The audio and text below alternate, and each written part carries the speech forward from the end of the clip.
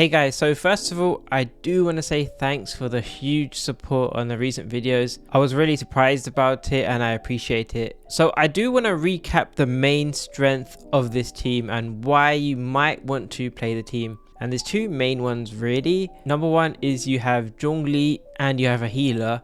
You're basically immortal and you can't really die on this team. And actually Clorinde's playstyle when you don't take damage is also very easy. You just hold down her basic attack and you press her skill.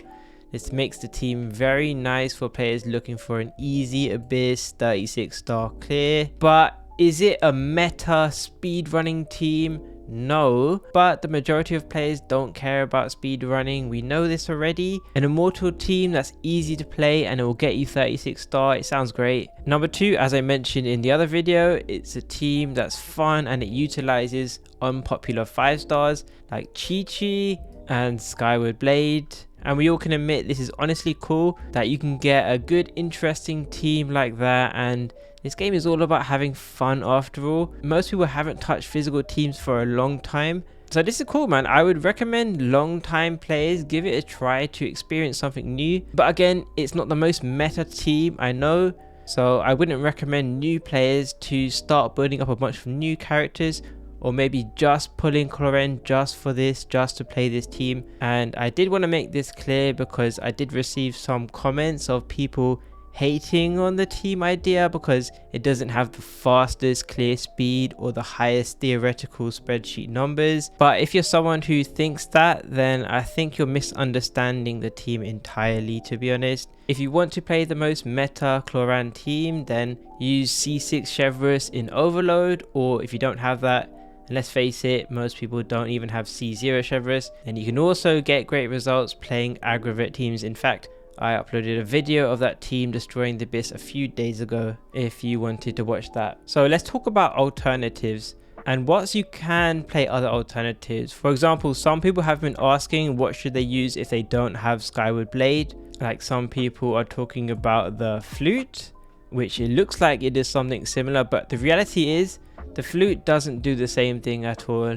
You can see here that it has a cooldown on stack building of half a second, and as I discussed in my previous video, the main mechanic with Skyward Blade is that it has no cooldown, so it's able to be fully utilized by Clorinde's super fast and constant normal attacks. With the flute, as you can see here, all you're really getting is this proc every once in a while. Like you can see there, 35k every once in a while, which is not worth building around. At that point, you're just better off using a craftable Finale of the Deep, since at max refinements this just gives way more attack than the flute, and this is even more accessible. In fact, not just one Skyward Blade, but refinements are super strong in this team. In my previous video, I only used R1, but since then I have refined it a bit to try it out. And usually weapon refines don't increase that much, but this weapon is quite special here. You actually get a 5% jump at a time, meaning R1 to R3 I jumped from 20 to 30% of attack, so I'm actually getting 50% more physical damage. I got these extra copies from losing on the weapon banner, so depending on your luck, or you can say bad luck, you might get a big damage boost here in this team. People have also been wondering if you need furina, and honestly the team needs furina. You see, if you're using an attack goblet on Clorinde in order to buff both her electro and physical damage, perhaps you're also using tenacity on Zhongli, 20% extra attack, maybe another 20% attack from Freedom Sworn on Qiqi. Clorinde has attack buffs, but she has very little damage percent at base. Furina's burst, you're getting a huge amount of damage percent to both of Clorinde's damage styles. If you're maxing this, you're getting over 70% extra damage, especially if your team has healers, which here it does. And this buff is almost undiluted because, as I said, there aren't that many damage buffs for Clorinde already. So furina is a significant damage buffer in this team, and I don't want people to misunderstand, and I want you to realize that if you don't have furina here, the damage will drop off a lot. And obviously furina's buffs will be even stronger if you have her constellations. I don't, but Having a C1 is extra fanfare, and C2 is a big buff as well. And as well, I can't forget, but Furina's burst also does buff your team's healing bonus, which again, boosting your team's healing will boost Clorinde's bond of life accumulation speed. People also ask about playing this team with other DPSs, and there are issues with that. It's just the other weapons are just not the same as Skyward Blade. You can see here Skyward Spine has a cooldown effect here. This effect can occur no more than once every 2 seconds, so this can't be abused. I don't have Skyward Pride myself, but as you can see here, it has no cooldown on its procs, but the procs only last for 8 vacuum blades, which means this also can't be abused. And then yeah, Skyward Atlas is more of a damage over time weapon. It's a couple hits that last for 15 seconds, and yeah, this can't be abused either. Just being entirely honest, the truth is if you're not playing a lot of these things, then you probably should just be playing a normal Clorinde team rather than this hybrid electro-physical one. There's just not much reason to use Skyward Blade or cryo healer in quicken or overload teams. And as I said before, this team is not the most super meta playstyle anyway. Skyward Blade is not going to be out damaging her signature weapon in normal teams if you have that. So let's get on to Qiqi's role.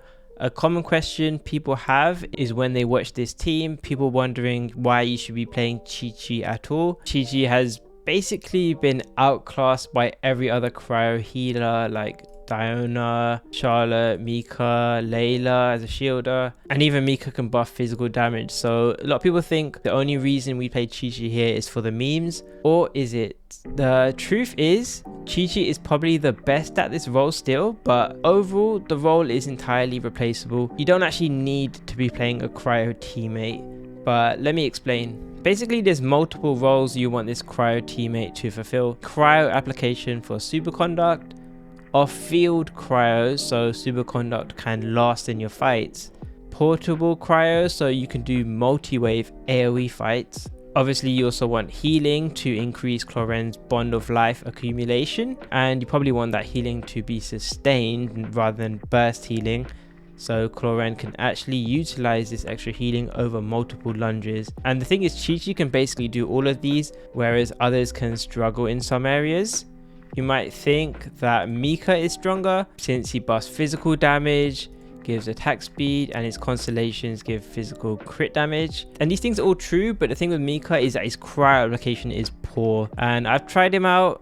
He only really has cryo application with this crossbow skill, meaning he barely has any AoE. So he could be cool against a boss, but realistically, what are you really doing in Chamber 3 when new enemies spawn and you can't superconduct them? And actually, even if you do hit enemies with his skill, I have found in my experience that when you switch to Clorinde and you use her burst, during that burst animation, Furina's pets already take away the cryo with her hydro application, so you end up not even getting superconduct. Plus, compared to Qiqi, Mika's more of a burst healer than a sustained healer, which if you don't know, that means he heals a lot in the beginning but then slows down later.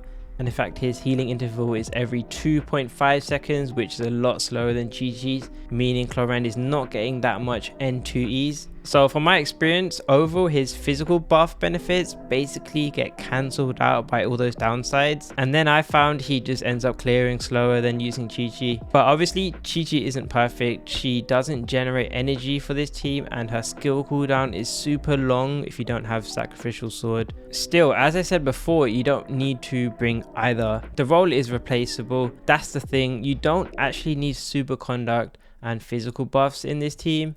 The physical damage Clorinde gets, although it is nice, you don't actually need to build your whole team around this physical playstyle. As I said in the beginning, the physical playstyle is more of a fun utilization of a gimmick, although it works well. Strictly damage wise, you can be playing more common Clorinde teammates like Nahida or Fischl, and maybe even clear faster, and you've seen my recent run with Aggravate. Furthermore, if you do calculate it, doing N2E, which is using her lunge every 2 gunshots, isn't actually that much of an improvement over doing N3E, which is a normal playstyle using her lunge every 3 gunshots. Now if we did get enough healing to do something crazy like N then E, N then E, N then E, N then E, N then E, now that could be crazy, but you need an impossible amount of healing to be doing that, and let's be honest, even Qiqi isn't going to be healing you that fast. But maybe this playstyle is a preview for the future. Maybe Hoyo actually does intend for this playstyle with future supports,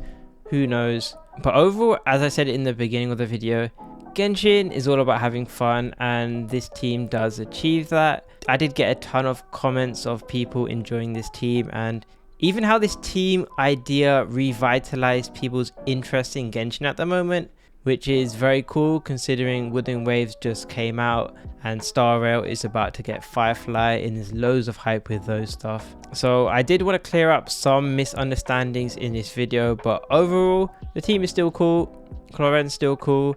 I hope you enjoyed this video and thanks for watching.